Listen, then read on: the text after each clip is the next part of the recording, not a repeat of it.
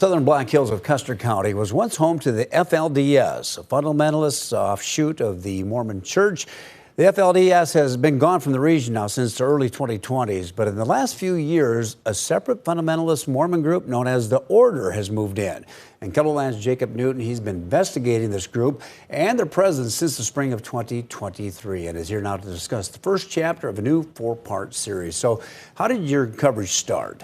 Sure, Don. So when we look back, initially we started reporting on the sale of the compound by the county back in 2021. Now this is when the FLDS had defaulted on their loan on the property and was sold in a sheriff's auction as part of a judgment against the FLDS to 3 former associates as a result of a property dispute.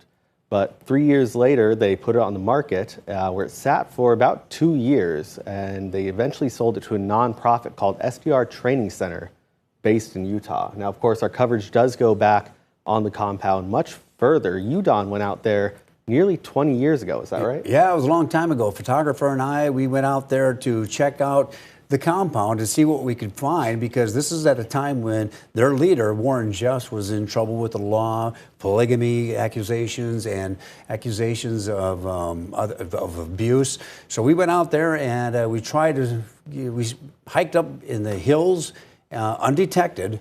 As you see there with our camera, we walked quite a ways so we could get a view of the compound itself. So, and not only did we just do that, we also rented an airplane and flew over the compound so we could get some aerials.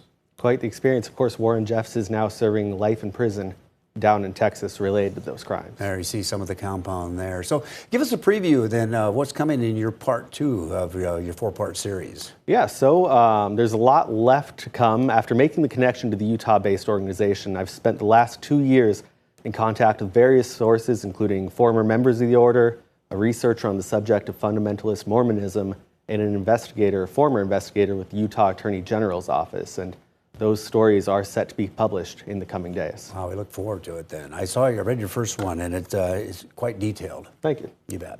All right, you can read his full story. It's on our website right now.